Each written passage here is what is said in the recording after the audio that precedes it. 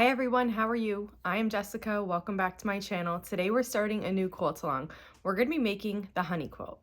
This quilt is really fun to make. It's quick and easy. It uses a layer cake, or you can cut from scraps. And after you have the quilt cut out, we start assembling right away. There are no blocks. The design comes from the way you lay out the squares that you cut. This week, in week 1 of the quilt along, we're going to be cutting out the quilt. So let's get started. So yesterday I went diving through my reds and my greens in my stash, and this is what I settled on. Some of them are old, some of them are newer, and I'm going to use this mix to make the X-like shapes. I'm still waiting for my new tripod to come, so you have to work with me on this very close one. So this is a layer cake square. This is what the pattern is written for. If you're using all layer cakes, you can just stack a couple if you feel comfortable with that. If you don't feel comfortable with stacking, you don't have to. And you can do this a few ways. Sometimes I do it like this because what I want to do when I'm using this layer cake square is I kind of, the size of the square that we're using is less than if you were to just cut it into 4 pieces. And so what I like to do is I like to get rid of this pinked edge. So I cut it into 4 pieces, and then I very nicely stack them. I'm making sure that I'm actually on the 2 sides that I cut, I'm making sure that they're lined up perfectly so that I can just rotate this and cut away from the pinked side. But you can do this, whatever works for you. So here I have them stacked. And then, so then what I'm gonna do is I just lay my roller on top. I know these edges, the left and the bottom are matched. So then I just trim away from the right and the top. And now I have my 4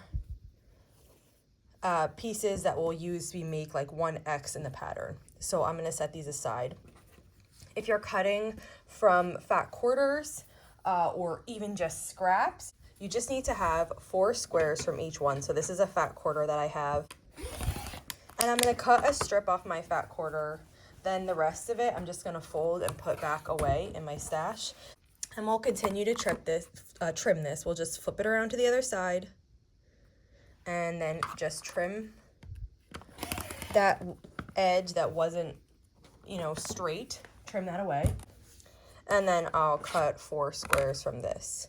So then I have my 4 squares from this print that were just cut from a fat quarter. There's a little bit left over. I'll put this in my scrap bin.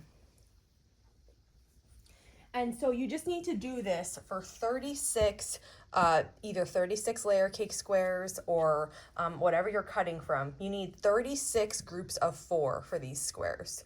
So just continue to cut those out, and then we'll meet back here. Okay, while I was making that last bit of the video, my tripod came. So I have it set up now. Now we're dealing with these shadows behind me, but whatever. We have to work with what's here. So I have the large squares cut out from the background. You're just gonna follow the background cutting instructions and cut everything you need out. I just wanted to show you with the largest squares. These it says to cut each square on both diagonals to yield 4 triangles per square.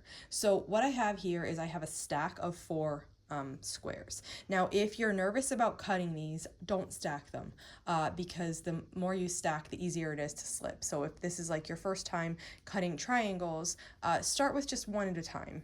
And you only need 11 of the squares, so it's really not that many to have to cut 1 at a time. Okay, so what I like to do is I make sure, first of all, if you're stacking, make sure it's stacked perfectly, because if even one of them is shifted, it won't work. You can either use your long ruler or a square ruler that is long enough to cover this diagonal space. So this is a 12.5-inch square, but I could also use my 6.5 by 24.5-inch ruler.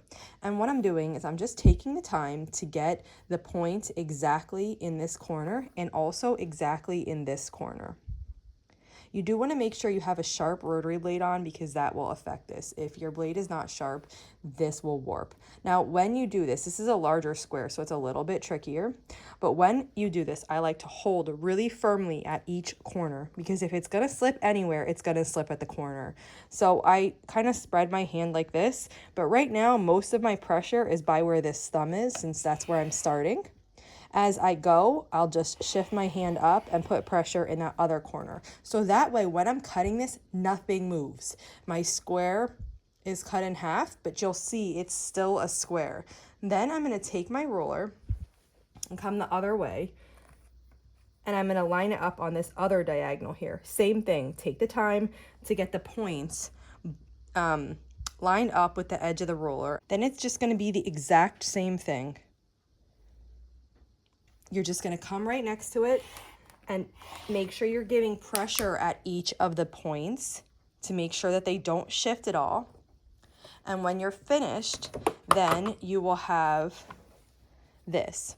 And these are the triangles that we use to set along each of the edges. There are also corner triangles, and for those squares, they're quite a bit smaller than this, and you only need 2 of them, and you just cut them on one diagonal. They're the corners for our quilt, but these are called the setting triangle.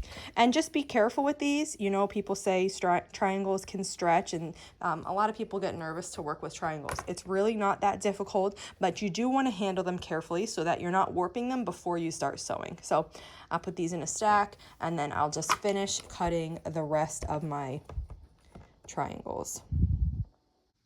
The last thing I need to cut is the center of my blocks. So in the pattern, it calls for a low volume print fabric.